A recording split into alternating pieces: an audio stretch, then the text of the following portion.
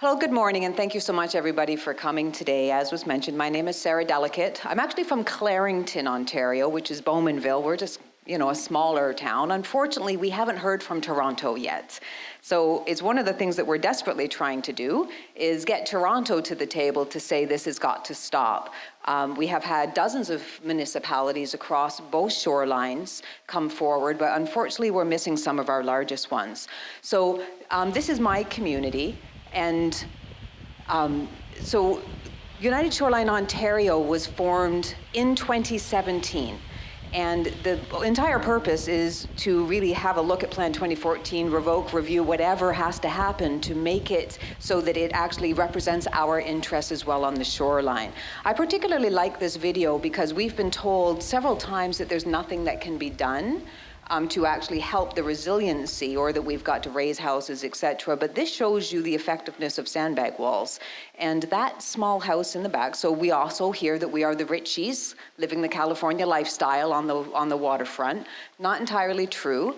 That homeowner is a senior, over 80 years old, unable to protect their property. Right? But the property beside extensive sandbags, property was protected. So there's a resiliency conversation that has to happen as well. So this is the cover of Plan 2014. Here's the cover, and what it says is that this plan, in simple terms, protecting against extreme water levels, restoring wetlands, and preparing for climate change. Now, unfortunately, in the last 3 years, it really doesn't feel like it's quite living up to what it says it does.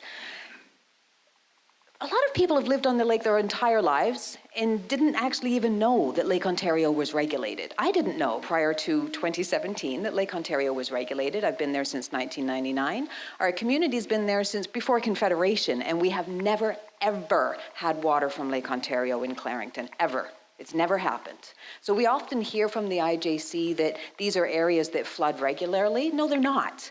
Not at all. Some do, of course. There are some that are very low laying that have dealing with it for a long, long time, but many of us, absolutely not the case. So what we know is that on average, 85% of Lake Ontario inflow comes from Lake Erie. 85% comes from Lake Erie. They don't control Lake Erie, 85%, and it's record high. So one of the things that most people can do is look at Lake Erie and go, holy crap, this is a problem. We should adjust the plan. Only Plan 2014 doesn't work that way, right? So we know 85% comes from Lake Erie. Rain and snow melt makes up the rest of the inflow. When the IJC talks about Plan 2014, this is almost exclusively what they talk about is inflow. What they'll talk about is epic rains, biblical snow, right? Huge levels from Lake Erie. And it's hard to argue that. All of that is true. All of that is true. But what we keep trying to say is we get the inflow scenarios. Can you please start talking to us about outflow? Can you please start talking about what you do with the water that comes in? Because that's the part that's missing. The IJC never talks about the actual policy. So part of our presentations are about trying to educate people about the outflow and how the outflow is actually managed. So the outflow is into the St. Lawrence River is controlled by the Moses Saunders Dam in Cornwall. The Ottawa River joins below the dam. And it's really important to know that because it is not a tributary. It doesn't actually feed into Lake Ontario. So it is entirely in Canada, yet it has a massive impact on the levels of Lake Ontario, and we'll get to that. The other challenge we have is that a 1-inch drop in Lake Ontario is an 11-inch rise in the St. Lawrence. So when we get to a crisis situation, we can't just open the dam and let it all out, because you will have catastrophic effects in Quebec. Does that make sense to everybody? So when we are in a crisis situation, there's very little we can do. So we actually have to get in front of it. We have to be able to anticipate it. And that's a lot of what has changed with Plan 2014. So any changes to Plan 2014 regulation requires unanimous agreement from the 6 international joint commissioners. So there are 3 Canadians and 3 Americans. So what you hear a lot in media is from Pierre Bélan. He is our Canadian who lives in Montreal. And Jane Corwin is the American. So these are 6 very powerful, incredibly powerful individuals with a very challenging job, without a doubt. We cannot raise the level of Lake Ontario. We can only flow water out of Lake Ontario. We have no means of keeping water on the lake. That's the Canadian chair speaking on a TVO interview. Now, I'm not an engineer, but when you hear we have no means of keeping water on the lake, what is a dam? Isn't that astounding? But we have no means of keeping water on the lake. This is the messaging that is being broadcast, yet we're being told that we're sharing misinformation. Don't listen to those folks, it's misinformation. But according to the Canadian chair of the IJC, we have no means of keeping water on the lake. So there's absolutely nothing natural about the levels of Lake Ontario. So while the dam does not control the inflows, it doesn't control Lake Erie, it doesn't control the snow, it doesn't control the rain, it does control the outflows, and those outflows are controlled by the policies in Plan 2014, which ultimately influence the lake levels. They hate it when we say they control the lake levels, and as was mentioned by Jim, they don't control the inflows, but they have incredible influence on the outflows. So for 50 years, we had another plan, over 50 years. It was called Plan 1958-DD. And that was the plan that we used to do our engineering designs and our policies for things like setbacks, boat launches, public and private docks, public infrastructure.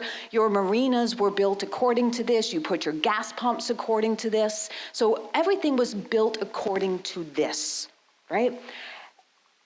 Now, what you see, these spaghetti graphs, they're called, and I know you can't see them so well from the back, but what you see on the left-hand side is what they have built as the theory of unregulated Lake Ontario. If we didn't have a dam, this is, everything above this solid black line is a high water level event.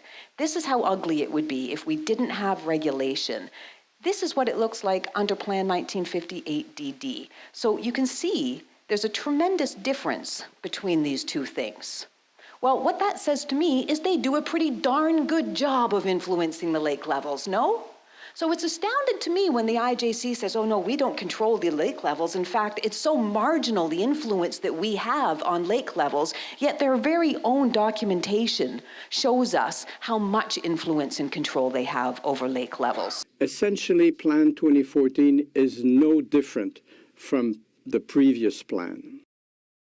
Essentially, Plan 2014 is no different from the previous plan. I just love that. So again, what happened is the International Joint Commission spent about 15, 16 years developing a plan, $20 million, to come up with something that is essentially no different than the old plan. So again, messaging from the Canadian chair. But we're supposed to just kind of swallow all of the key messaging that's coming from the IJC. Their dam doesn't control it, and the plan is essentially the same. So the old plan, 1958-DD, aimed to regulate Lake Ontario to a 4-foot range. The new plan, 2014, by design, has more lows. So these are low water events. You can see by design, we want more low water events, lower lows, and higher highs, all by design. We have gone from a 4-foot range, target range, to a 7-foot range. Does that sound essentially the same to you? That's a pretty big distinction. 4-foot range to a 7-foot range, and that's at still water. Now add, 10-foot, 12-foot, 15-foot surges, right? Halloween evening, many of us faced those kinds of surges. So Plan 2014 by design has higher highs during the spring months of April through May, more than 400% more often than Plan 1958-DD. 400% more high water events. But what's amazing and bizarre is that the chief scientist for the original study, the Lake Ontario St. Lawrence River study, stated that the highs and the frequencies of the highs that we had in Plan 1958-DD was actually enough for the wetlands.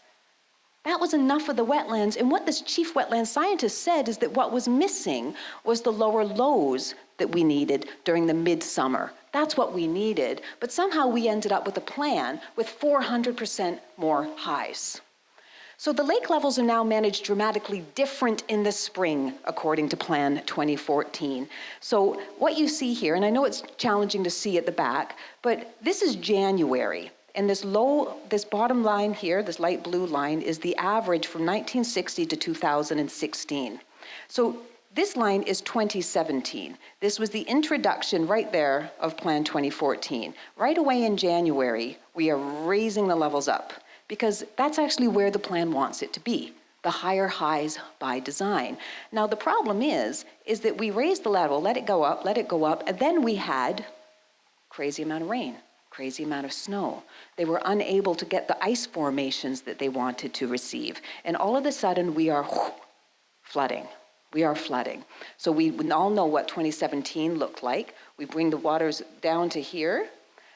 What you see in 2018 is it starts way up here again. 2018 starts way up here. 2019 starts way up here. Now what's amazing is that there's this dramatic difference, and part of that is about what the targets are, what they aim for in Plan 2014. There have been similar high precipitation years, right? I know we have records, we have hit records, but we have had high years before without this kind of flooding.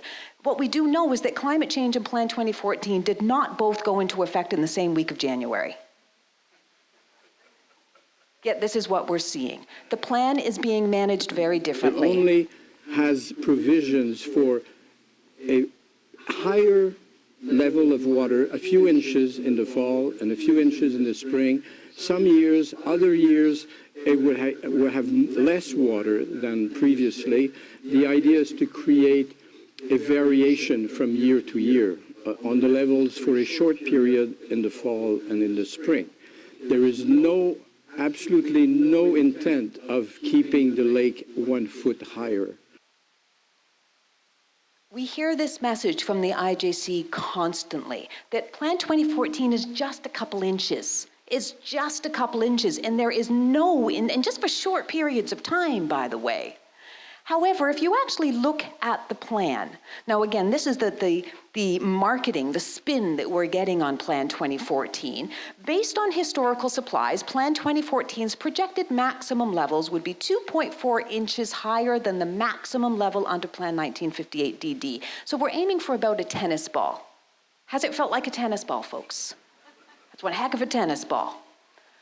Plan 2014, in reality, changes the real trigger levels for April, May, and June by over a foot. And we're going to talk about the trigger levels. What that means is that the board won't open the dam and let water out until the trigger levels have been reached. Those trigger levels are a foot higher, not 2 inches higher. It's a foot higher.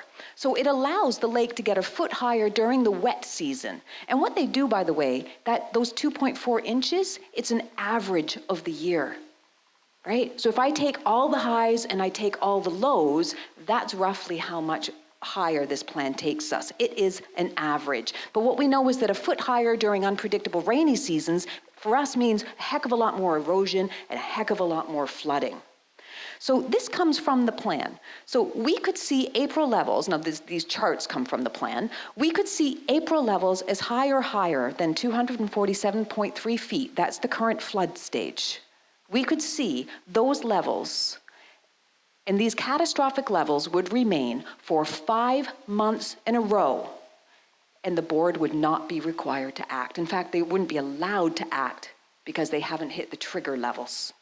All right? So these are these yellow highlights. In April, 247.15, through May, through June, 248.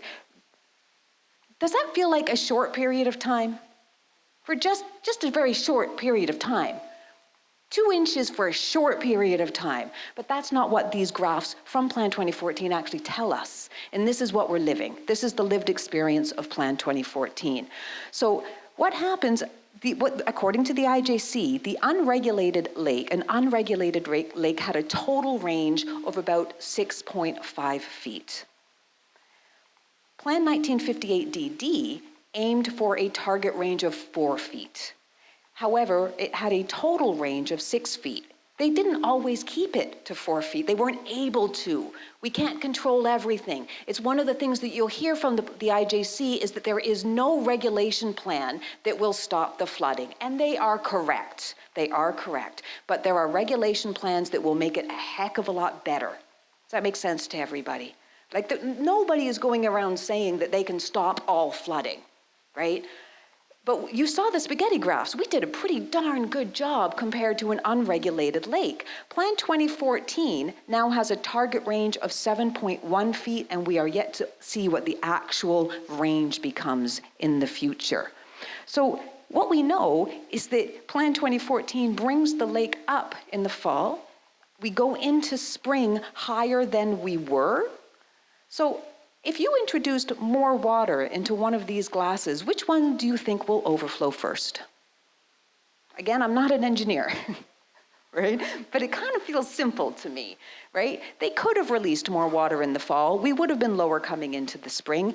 And why wouldn't you do that when you see that Lake Erie is at record highs, right? That would be something to do to anticipate this, but it's just not happening. Plan 2014 doesn't allow it. The levels are left high, and they're left high by design. Essentially, Plan 2014 is no different from the previous plan. Essentially, Plan 2014 Have I convinced you that there's a difference? No different. I'm really hopeful. Plan 2014 is actually less flexible, too, in the face of climate change. We are less flexible because there's the trigger limits and the higher highs. So when you start high and then you get epic snow and epic rain, you're actually less resilient, less able to deal with climate change. So what it says right in the plan, this is a direct quote, some of the benefits now from Plan 1958DD are the result of ad hoc discretionary decisions by the International St. Lawrence River Board of Control. Plan 2014 will make these benefits more assured and predictable by removing the discretionary aspect of many of these decisions. They have removed the discretion of the board. The board is not allowed to act anymore until the trigger levels have been reached. It's one of the major differences between the two plans. Plan 2014 will use the releases prescribed until Lake Ontario levels reach specified high or low trigger elevations. If levels reach the high trigger, then the board will deviate. How can you say it's essentially the same plan when before the board had discretion and now the board has no discretion? So deviation for lake outflow is allowed only when the trigger levels are exceeded and only after getting commission approval. Again, directly from the plan, from the deviation directive, if the board expects lake levels will be outside the range defined by the trigger levels, then the board will request permission from the commission to make a major deviation from the plan once the trigger level is reached.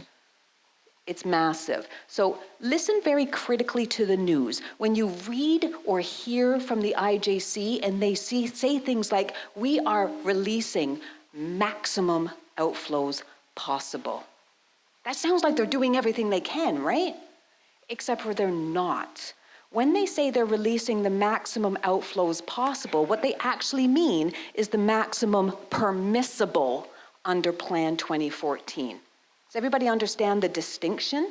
It's not the maximum possible, it is the maximum permissible. The boards, the LOSLRB, their job is to implement the plan. That's it. So when they use that language, it's against the plan. And so here's an example from the Waterdown Times, from the IJC. The board did not miss any opportunities to remove water in 2018. The goal is to remove as much water as possible. Now what we're hearing is that they are providing all possible relief to riparian homeowners while balancing all interests. That's the language now, while balancing all interests. And what that means is they're giving us the maximum relief while protecting the shipping industry. That's not all possible relief, folks. How can you say all possible relief? Because it's not. But this is what the elected officials are hearing. Epic rain, epic snow, there's hardly any change in the plan at all. We don't control this water. And by the way, we're doing everything possible. But we're not. Approximately 60% of Lake Ontario and the St. Lawrence River shoreline is residential use. This comes directly from the plan again. Back then, from this data, an estimated 25,000 privately owned riparian properties are located on the Lake Ontario and St. Lawrence River, upstream of the Moses Saunders Dam. They guesstimated that 3,000 shoreline properties are below 76.2 meters, that 250 feet, and could be at risk of flooding. You're going to hear from Bernie that 250 feet is a possibility next year. That's a foot higher than we had this year. Do you think there's only 3,000 of us that are going to be impacted if we hit 250? How do we begin to believe these words? This is basically what nature did to us. This is basically what nature did to us.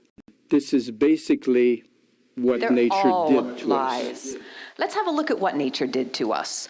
So what nature did to us was have us study the plans over 15 years. So we had a study group come together and explore different options because we wanted higher highs and lower lows because we thought it would benefit the environment. How's your local environment doing, by the way? It's been devastating to the environment. Absolutely devastating. But we wanted to have these higher highs and lower lows. So the International Joint Commission Study Board suggested 3 different types of plans. They had Plan A, Plan B, and Plan D. So these are their 3 plans that the study group came forward with. That's Plan 58DD, which was the original plan that we had in place, right? So up here are increased environmental benefits. So the wetland, meadow, marsh as a ratio to Plan 1958DD. So Plan A gave us benefit, Plan D gave us benefit, Plan B plus gave us benefit. Now there were these red dots are plans that were put forward by a secret working group. And I know this stuff sounds crazy. This sounds like stuff from the movies. But the Plan 2014 did not come from the IJC working group. The working group will tell you that themselves. Dr. Frank Scaramamano testified in New York. This is not our plan. These red dots, Plan B, Plan BVS, and Plan 2014, and Plan 2014. So they had about the same environmental benefit as Plan B plus. Now, Lake Ontario damages is what you see on the bottom here. So when they estimated the damages that these plans would do, there would be an increase to the shoreline, increased benefit under Plan D. There would be increased damages under Plan A, Plan B, but this is what we chose, Plan 2014. This is what nature did to us. This is what nature did to us. Plan 2014 acknowledges an increase in flooding, erosion, and damages. So now again, it's wildly misrepresented. It's underestimated grossly. So increases in the Lake Ontario coastal damage under Plan 2014. So this would be the damage to shoreline protection, this would be erosion, and this would be flooding. We do know, they said coastal damage will occur no matter the regulation plan. And we get that. There is no magic plan that's going to stop all shore erosion, all flooding. We understand that. What they said is that most of the damage will be to shore protection structures and not actually to homes, but they do agree that more often than not, Plan 2014 would increase damages compared to Plan 1958DD. They don't say that Plan 2014 would reduce benefits. What they say is it increases damages. But municipalities were not warned. No municipalities got a heads up, a phone call to say, hey, Mrs. Mayor, Mr. Mayor, you might want to start building your flood resiliency. You might want to let your homeowners know that there is going to be an increase in damages to them and they might want to get ready. Instead, what we had was in 2017, a wall of water came to our homes. And how many of us were ready? So under Plan 2014, again, this is right out of their plan, there will be winners and there will be losers. And what we see, so they've got in this column, Plan 1958DD is the 0 mark, that's our baseline. And what we found under Plan 2014 is that hydropower is a winner, but the coastal communities are losers. So they know, it was already planned out in advance. There would be winners, there would be losers. This is one of my very favorite slides. This came out January 6th, so just as Plan 2014 was implemented, 2017. This is it still exists. This is on the website right now from the Department of Transportation in the US. And I'm going to read it. The IJC characterized Plan 2014 as a way to benefit the environment by restoring more natural flows to the St. Lawrence River and allow for more flooding during wet seasons and more restricted water flows during the dry seasons. During the 2 years of interagency negotiations, the Department of Transportation and the St. Lawrence Seaway Development Corporation, which is they represent shipping, supported the inclusion of environmental considerations, but they had concerns regarding Plan 2014's negative implications for the navigability of the seaway, by virtue that it would negatively impact safe navigation in the seaway and would be in violation of Treaty 1909. Ultimately, the U.S. State Department, supporting the Department of Transportation and the St. Lawrence Seaway recommendations, the interagency group agreed to ensure the safety of navigation by establishing trigger levels. Those same trigger levels that I've been complaining about the whole time, this is why they exist, this is where they came from. They ensure the safety of navigation by establishing trigger levels that would govern the set water level points at which the SLSDC would be able to obtain a deviation from Plan 2014 and would provide the necessary water levels in the seaway. Since the IJC December 2016 announcement of the approved plan, environmental groups and shipping industry representatives have expressed support for the new water regulation plan. The only group at this point that has expressed concerns or opposition to Plan 2014 are landowners on the south shore of Lake Ontario whose homes will likely be flooded as a result of the new plan. What it says on the government's website, whose homes will likely be flooded as a result of the new plan. Navigation will be secured, but you will be flooded. Does this make any sense? You think it's going okay? No, it's not going okay in the sense that people are still flooded in some areas. But what I'm saying is that it is not due to the way we manage the dam. It's due to what is sent to us by above. You think it's going okay? No, it's not going okay in the sense that people are still flooded in some areas. But what I'm saying is that it is not due to the way we manage the dam. It's due to what is sent to us by above. It is crazy making, isn't it? So this is a newspaper article that was published in March 29th of 2008. 2008, Globe and Mail, big Canadian newspaper. So in this plan, it says, plan would change outflows from Lake Ontario. At a news conference yesterday, an IJC official said adopting a more environmentally friendly water management approach would likely increase losses due to flooding by about $2.75 million a year. But he also warned that those living around the lake and the river, Canada's most heavily populated region, would be more vulnerable to infrequent, catastrophic flooding that would cost more than $100 million. Those losses would occur primarily in the low-lying areas of Ontario, New York, and Quebec around Montreal and Sorel.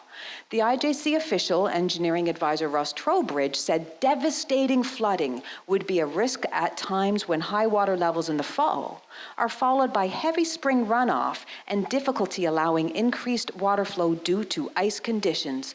Those conditions have happened 2 out of 3 years, and we're about to go into our third out of 4 years. And they predicted this in 2008, but somehow we are supposed to believe that this is what has been sent to us from above. Plan 2014 said that the damage would be minimal. These minimal damage calculations, however, only considered the cost of shoreline protection structure. So when they say what the damage would be from Plan 2014, it was just about repairing your rock walls.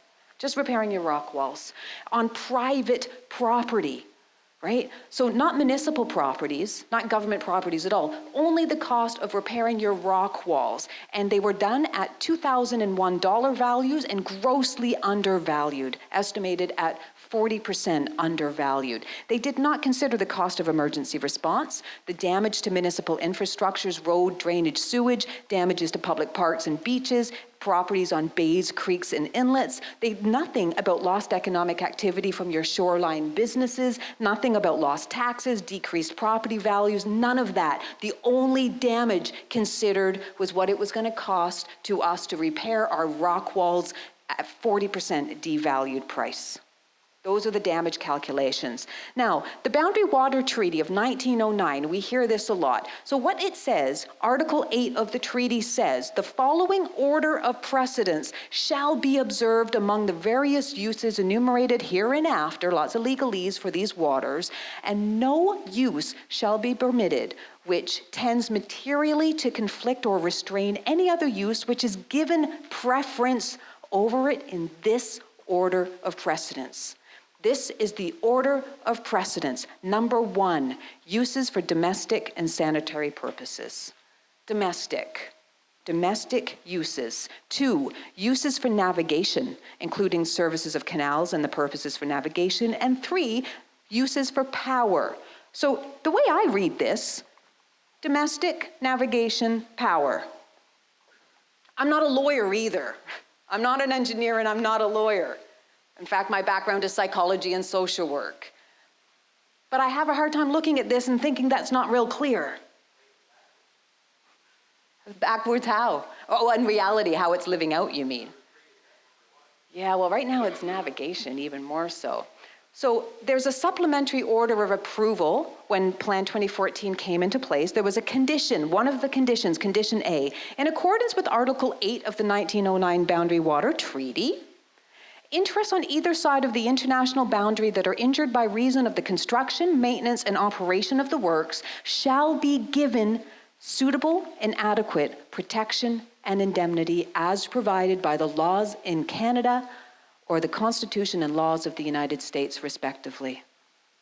So it says right in the plan that if there is anybody that is injured by reason of operation, that we would have protection, that we would have indemnities. The IJC was absolutely well aware that there would be an increase, a severe, incredible increase in shoreline erosion costs and damages, but municipalities, businesses, and homeowners, where is that protection? Where is that indemnity? And this is a big part, when Jim was up here earlier talking about the American lawsuit, that's a big part of what this is about. Where are those protections? Where is the indemnity? Perhaps most importantly, and Bernie will be talking about this as well, inside of Plan 2014, there's a whole series of criterion. And that criteria talks about things like we have to do everything we can to help the environment, do everything to help riparians, do everything we can to help hydro, to help shipping, all these different criteria. And then you get to 14.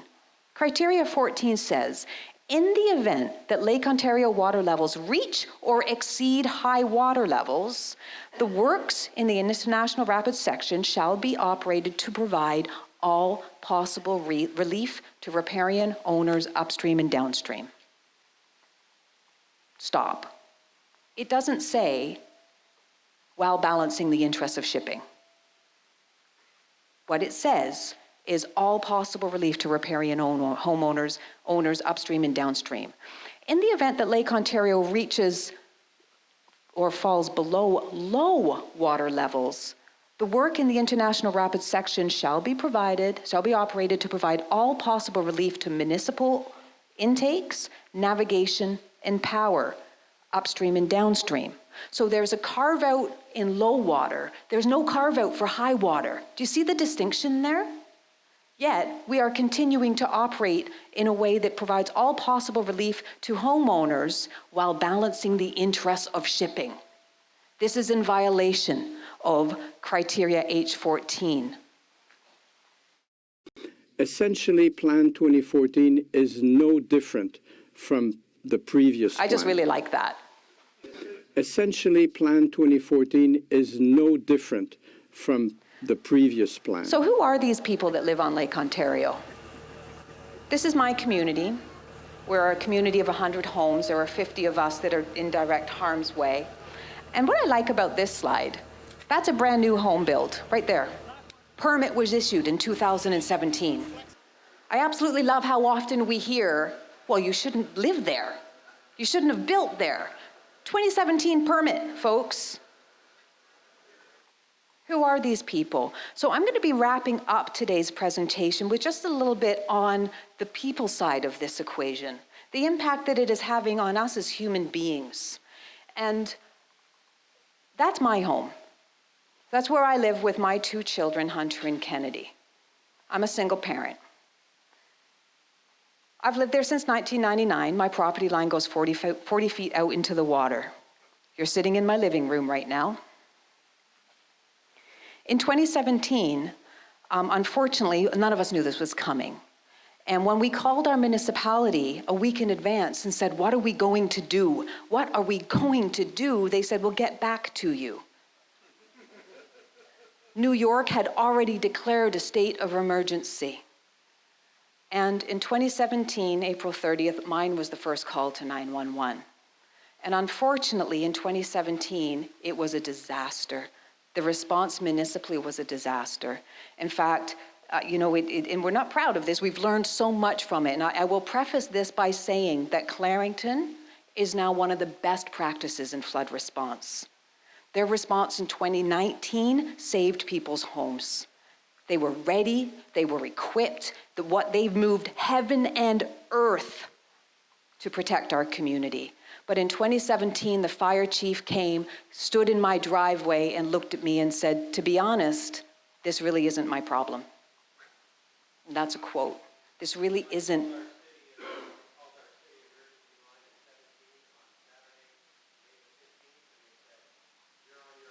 You're on your own.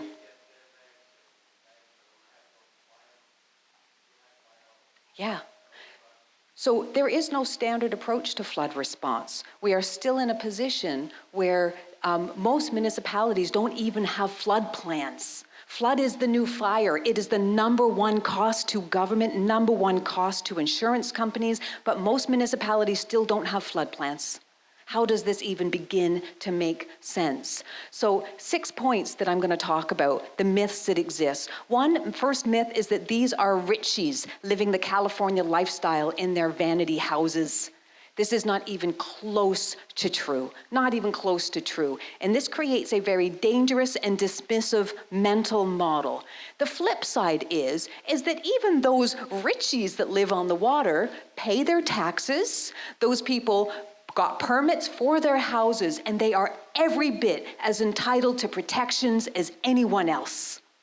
So this very dangerous mental model really gets in the way of how we figure out how we're going to respond to this problem. And it's one of the reasons that we are where we are now, because we don't even have media coverage hardly on any of this. This is catastrophic for people, and it's almost non-existent. So one of the things that I urge municipalities and government is they've got to understand and assess the social vulnerability. In my community, we are mostly seniors.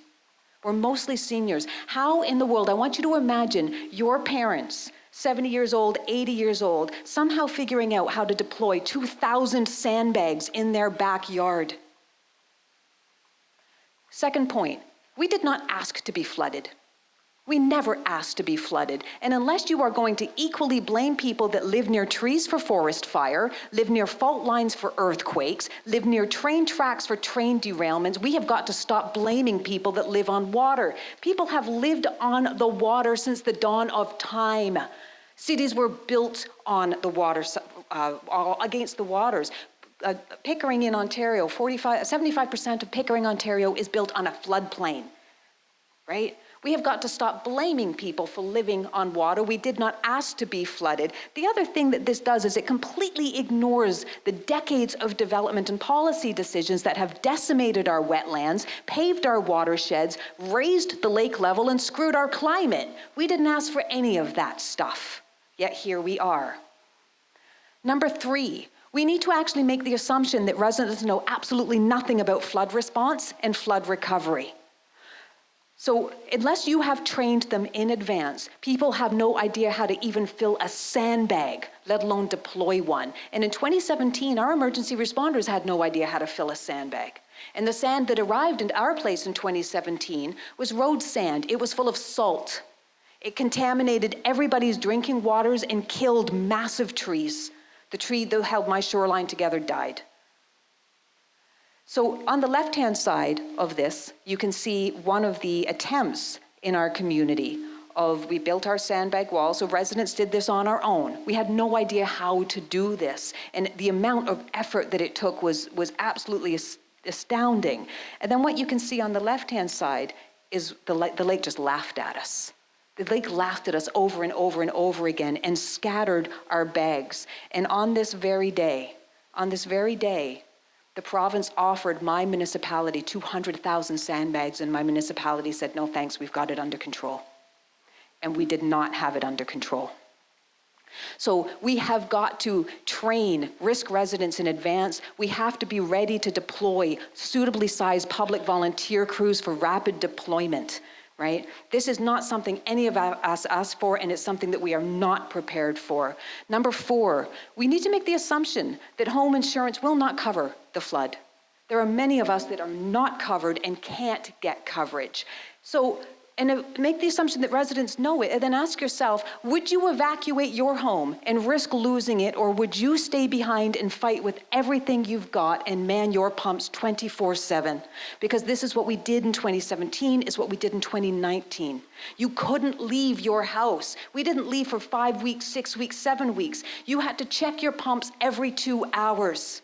All through the night, the alarms are going off, waking you up to get to those pumps so that you can keep them moving. Evacuation is not a plan. It is a last resort that will bankrupt families. And we have got to have a resiliency plan in the face of Plan 2014. Assume residents will not leave. That's my home. That's my home. Lake Ontario shoreline owners in Ontario has not received a single penny, not a single penny. In New York, you folks have received money or had money made available to you in 2017 and 2019 to rebuild your shoreline revetments. In Ontario, not a single penny has gone to homeowners.